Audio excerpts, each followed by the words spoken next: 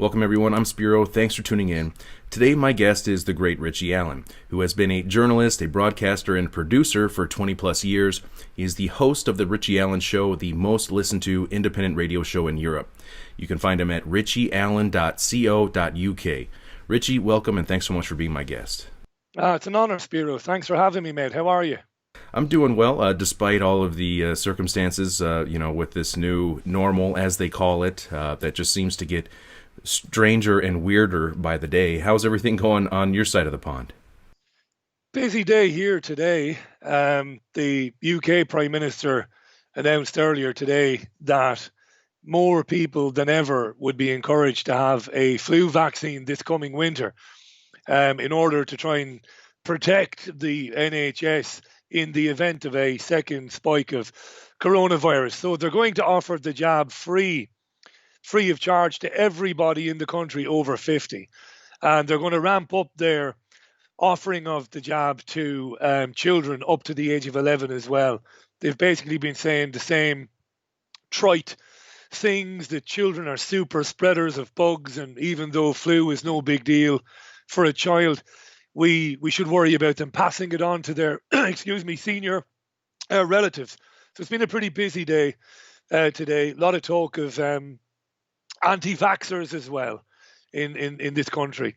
There was a number of World Health Organization doctors on UK media today, most notably Margaret Harris, talking about the need to deal with misinformation. And Margaret Harris said, and I quote, she said, we're undergoing a pretty big effort. By we, she meant the World Health Organization. We're undertaking a pretty big effort to deal with misinformation around vaccines. And the typically useless Sky News presenter didn't try and dig down into what she meant by, we're going to take a big stand or a big step towards dealing with misinformation. So it's been a pretty busy day here today, mate. Yeah. And of course, this is all right out of, a page right out of Event 201, where they spent a considerable amount of time discussing the threat of anti-vaxxers and misinformation, and talking about the lengths that they would go to try to prevent the spread of what they call misinformation, which, of course, they are the self-appointed arbiters of truth at this point, because even when you have studies in science which directly contradicts what the World Health Organization is saying, and you present those, you are still labeled a conspiracy theorist, even though they're saying, look at the science, and then when you show the science and it contradicts exactly what they're saying, they don't. They try to ignore that, but it's really amazing to see, and of course, Event 201 being the tabletop exercise of a coronavirus outbreak, a global pandemic of a coronavirus outbreak that happened pretty much right when this actual coronavirus outbreak took place. So it's incredible to see. And they were talking about going to extreme lengths, even limited internet shutdowns, and even throwing people in jail who were spreading what they deemed to be misinformation. And that is terrifying to hear them openly talking about this. Openly talking about it. This was a big week in the UK as well, because Parliament's Intelligence and Security Committee finally published its report into alleged Russian interference in UK politics. They looked at a couple of things, the Scottish independence referendum, and they didn't really look too hard into the Brexit vote, but there was a lot of talk in the report about the influence of Russian oligarchs in this country and how those Russian oligarchs were basically reporting to the Russian government and the Kremlin.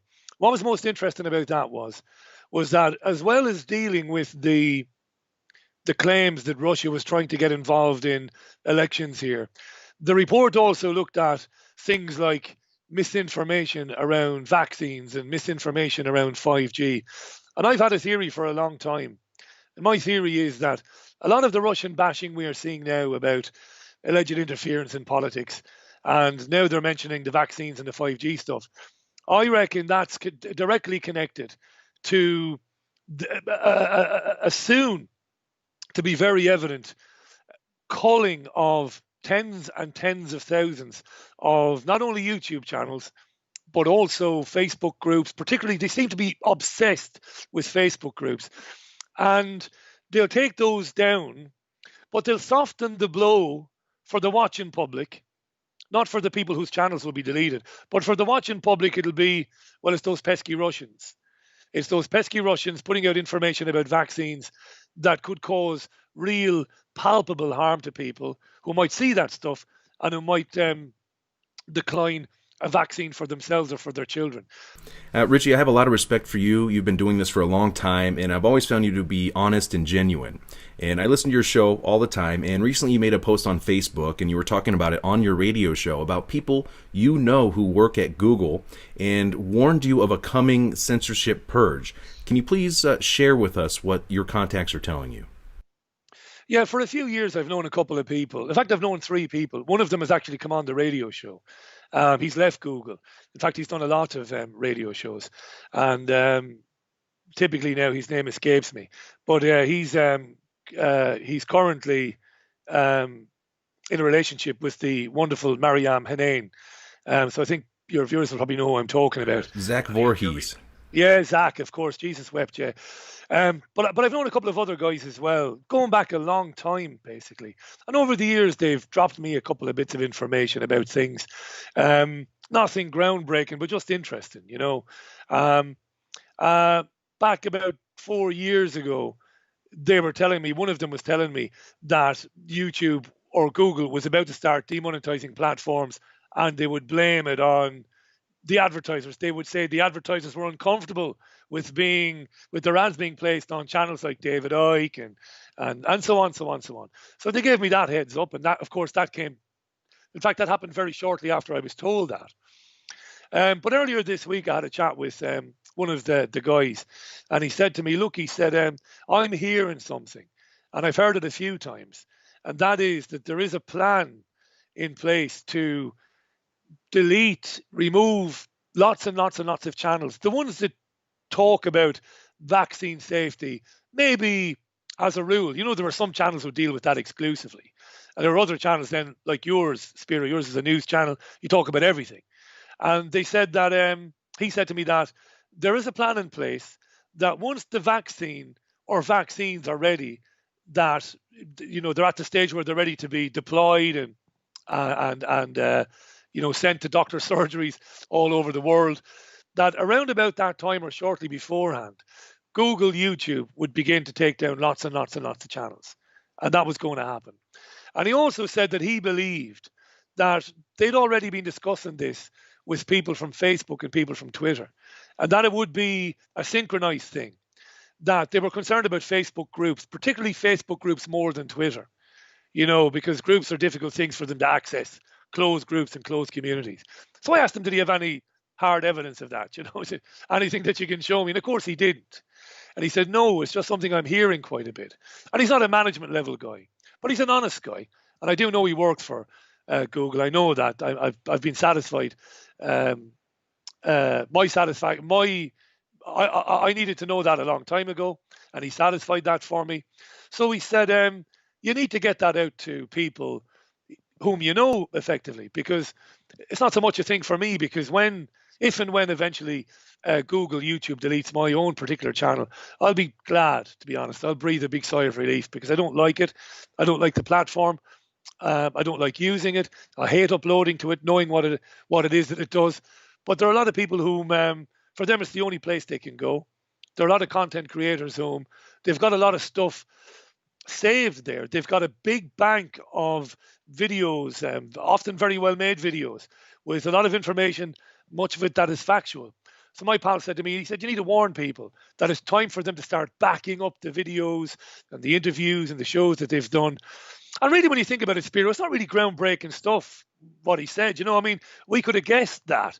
I mean, if we were in the position of these people, we're brighter than these people, you know, than these tyrants. And that's the sort of thing we would do, because we're brighter, you know. Well, yeah, before they bring the vaccine out. And the reason for this, of course, is they're very, very worried about there being a reluctance in society for people to take the vaccine. A poll in this country last week showed that around about 27% of people, that's here in the UK now, are saying, well, don't fancy the vaccine. They don't like that, Spiro. That's not good news for them. And of course, some of us believe that it's far deeper, or it goes far deeper than just finances, or or monetary gain. It's beyond that. For me, it's about transhumanism and so many other things. So they don't want this to happen. So yeah, it makes perfect sense to me. My contact, he's not deep throat or anything like that. He's just a guy that's interested in the independent media, and he said, I've been hearing it, and I'm not surprised by it. And one or two people, he said, in my division have said that. They've said that they're hearing it too, that when the time comes that a lot of channels will go. And just to repeat, I don't think that's groundbreaking, because at the moment, lots of channels, David Icke's channel was taken down. I see David's books have been removed from Waterstone Books in the UK, which is a major chain. This is not news. Really, it's just a bit of a public service announcement, really. You've got a treasure trove, mate, yourself, of great interviews on your channel. And I know you're smart. You'll have backed this stuff up already. So that in the event tomorrow they say, right, let's get rid of Skouras, bang, at least you've got the information there. This is sickening. It's sickening. It's obnoxious to me. It makes my stomach churn. But this is where we are. And, you have them today saying we want everybody over 50 to have this vaccine. And even scarier than that, there is a UK doctor called Ellie Cannon. She's a celebrity doctor, pretty little blonde, airhead, if you ask me. I'll be called a misogynist for saying that, but I don't care, Spiro. When you look like me, I couldn't give a damn, right? So she was on telly today basically saying we've got to learn the lessons from the beginning of the COVID pandemic in terms of how we get people to take the vaccine. This is what she said. So we quickly built all these hospitals, these empty hospitals, the Nightingale hospitals, which lie empty today, which lay empty throughout the whole, let's call it, pandemic. It's the right term for it.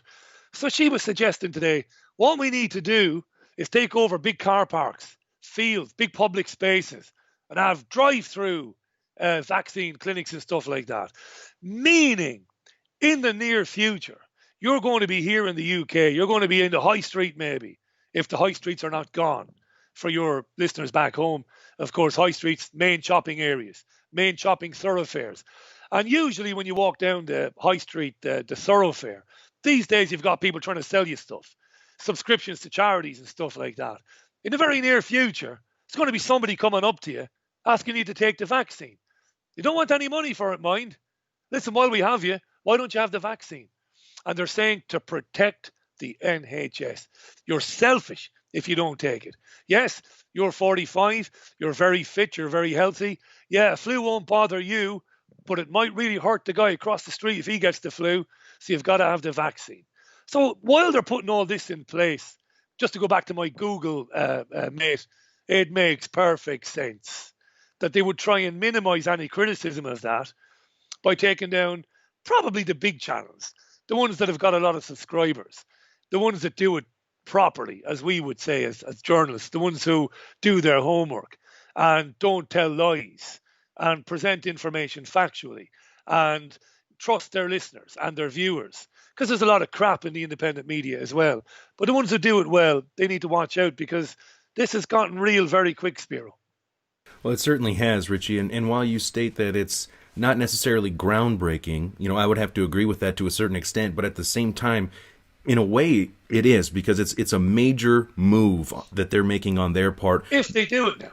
If it happens. Right. Yeah, this is it. Yeah. If it happens, because we're talking about a multi-platform purge, potentially, according to, what your friend there at Google has been hearing, Facebook, Twitter, and YouTube. And, it certainly is apparent that these social engineers are desperate and determined to control the narrative. For example, Google just announced that on August 18th, they will be demonetizing websites who peddle coronavirus conspiracy theories, pulling their ads. And this is essentially what they did to those YouTube accounts you were mentioning earlier a few years back. Yeah. And this is a form of economic warfare, basically, in an attempt to bankrupt entire platforms and websites at this point. So this is a perfect example to me of how dangerous monopolies can be. And, Richie, do you think that they'll be able to get away with this and just wipe out the alternative media to a large extent, or is this going to possibly backfire on them if it happens, If it happens, Spiro, they'll get away with it. They will if they decide to do it. one of the things I'd love to see happen, I'd love to see a content creator who's got enough money to take them to court. Because this is not me now. I've heard this from people who are more in the know about business than I am. But when Google accepts you into its partnership program, it's effectively signing a contract with you to make money with you, to go into business with you. And for YouTube giving you no comeback whatsoever, no warning, to end that relationship, to demonetize your channel, there's got to be some legal recourse for the channel owner.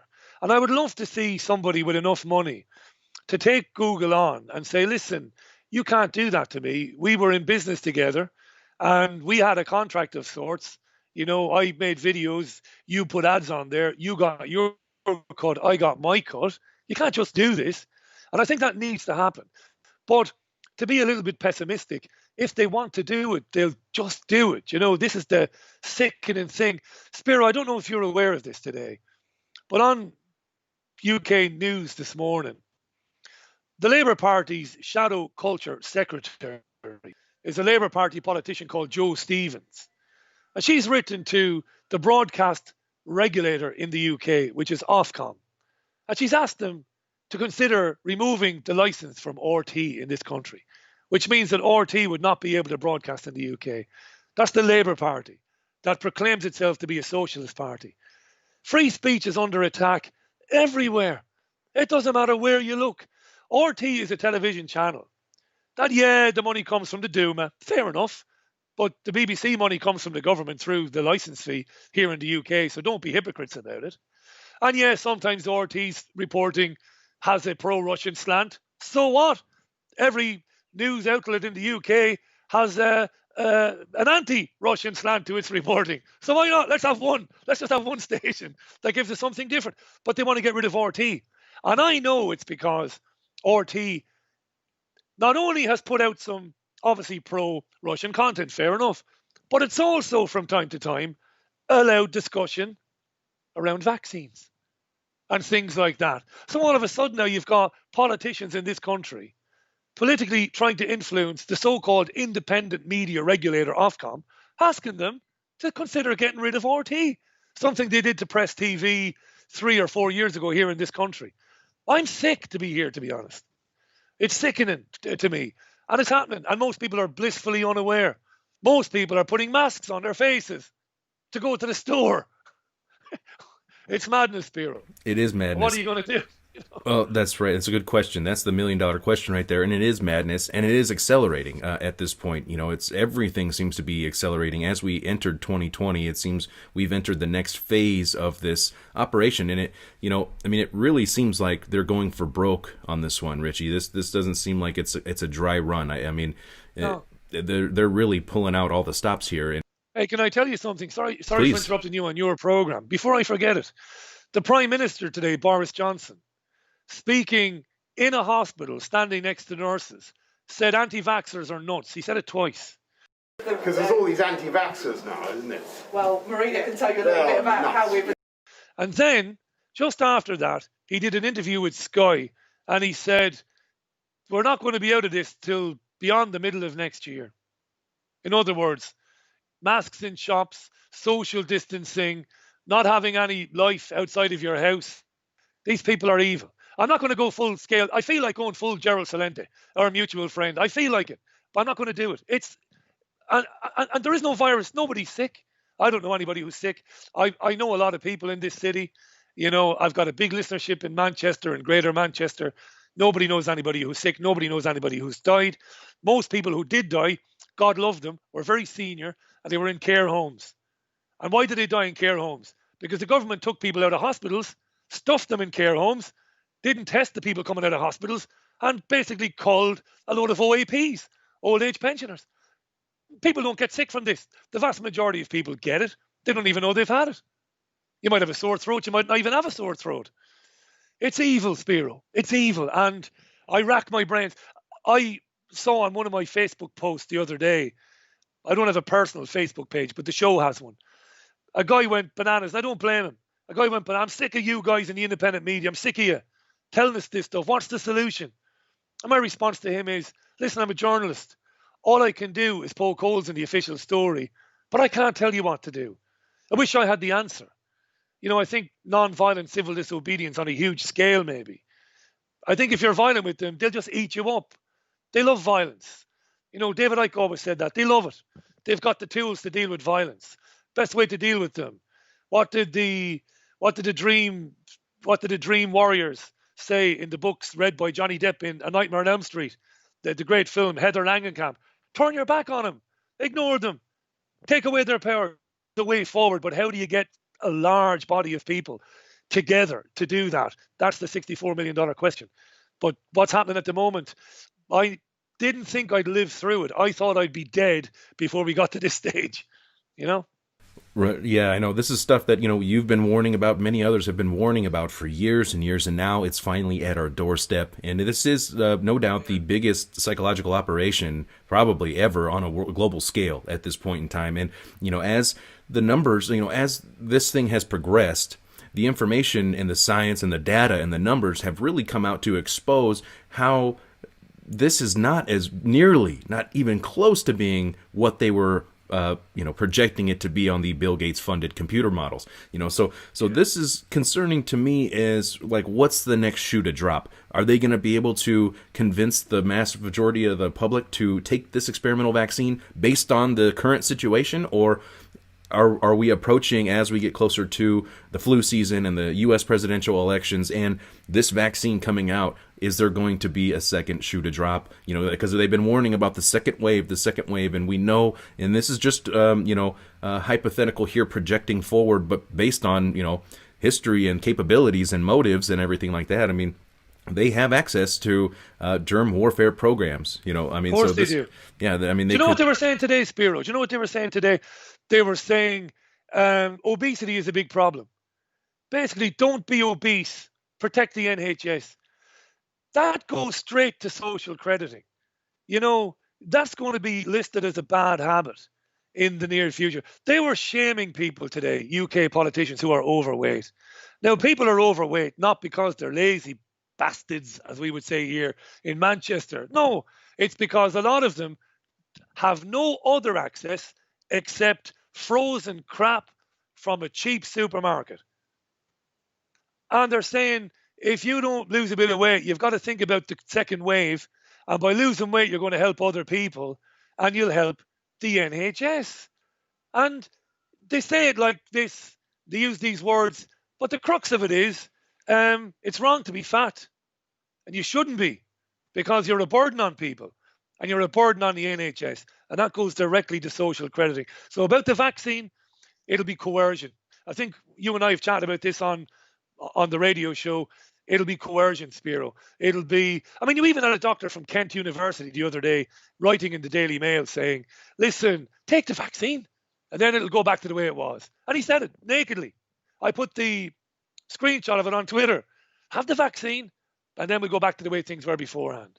Why are they so desperate for us to have the vaccine? People need to start asking that. And as you said, you made a great point there a minute ago, an untested vaccine.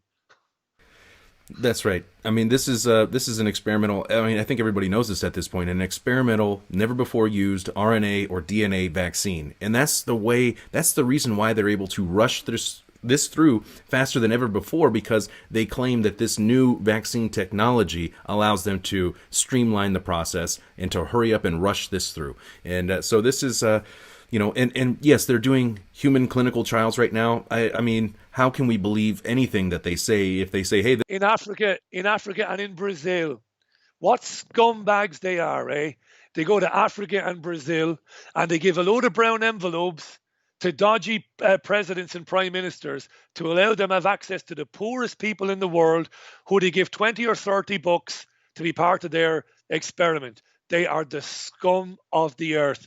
Glaxo have been doing that for years. Pfizer, AstraZeneca, going to places in the world where they can poison people to death and nobody will say anything.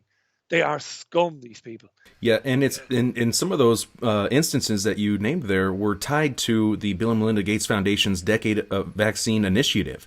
So I mean, in which Fauci is sitting on the steering council, the leadership council of that initiative, and I mean, it's just unbelievable. What we're seeing roll out right now, and I mean, there's so much more to get into. But I really appreciate you coming on today, Richie, and talking about what your friend at Google was telling you about this potential coming purge that will be across YouTube, Twitter, and Facebook. I mean, this could be, the way you worded it in your Facebook post was that this would be like the largest purge to date, essentially. Yeah, if they do it. I mean, I hope he's wrong. Again, we're not talking about a management level guy here, but just a pretty shrewd guy. And of course, like at any other company, people gossip. But he said enough people were saying it when I spoke to him. He said enough people were saying it, that there was some unholy alliance, to come between the three big ones, and that the discussions had already taken place.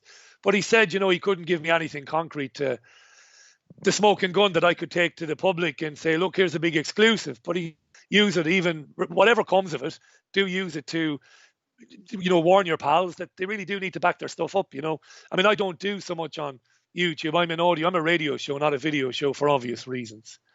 All right, I'm being modest. I'm obviously gorgeous. We know that. But no, seriously. So yeah, everything is backed up. So if they ever did that to me again, I mean, when they did it to me, when they took my YouTube channel down nearly 3 years ago, all that stuff, all the audio files were all saved anyway. So it's a good thing, and you would be surprised at just how many people don't back stuff up. You'd be amazed. People for granted when they put it on YouTube that it's there.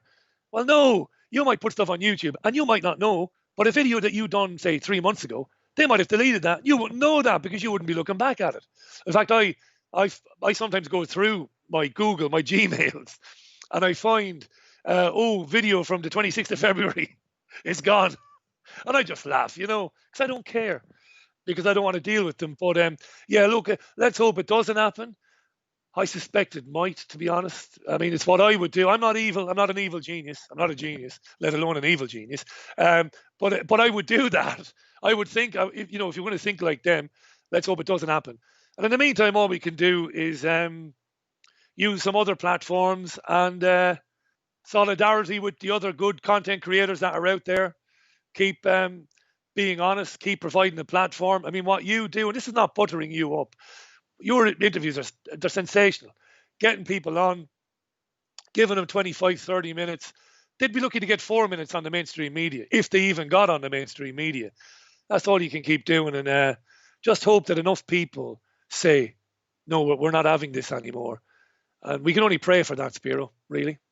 Yeah, absolutely. And, it is, I think, we've seen the writing on the wall for some time. It is time to start moving away from these establishment platforms that just want to control this source of information. They want to control and shape your perception of reality based on allowing you access to the information that they deem to be safe or appropriate or whatever for you. We're adults. I don't need some mega corporation or big tech company trying to keep me safe from, potentially harmful content or whatever. So this is, things are only going to get crazier, I have a feeling, as we approach this, second half of the year, as we get deeper into it. And, Richie, you have a fantastic radio show. Then you were generous enough and kind enough to have me on in the early days when I was first getting into this. And I had a previous YouTube channel that I didn't know any better, and I didn't back up the content, it was wiped out. The entire channel was just gone, and it happened really quick. So, but what do you have? Who do you have lined up this next week on your show, Richie? Well, I'm going to bring back. He doesn't know this yet. I'll be emailing him, but I'm going to bring back the Irish journalist John Waters. John is coming back on. I wish I had my diary, Spiro. I'm terrible, man. There are people booked in next week, but I actually did an impromptu show today at the last minute just for the hell of it, because of everything that was going on, what Johnson said, the masks today. So my head's still spinning, really. But for your listeners who have never come across me before, I do Monday to Friday at 5 o'clock UK time. That's a midday Eastern Standard Time. I have a couple of guests and a news roundup, and sometimes it's a bit of fun. And we poke a bit of fun at what's happening, and it gets serious as well. It's honest. It might be good, it might be diabolically bad, but it's honest. Um, that's it's the best. It's the most that anybody can be, really. The show is honest, and thanks for promoting it, mate. I really appreciate that.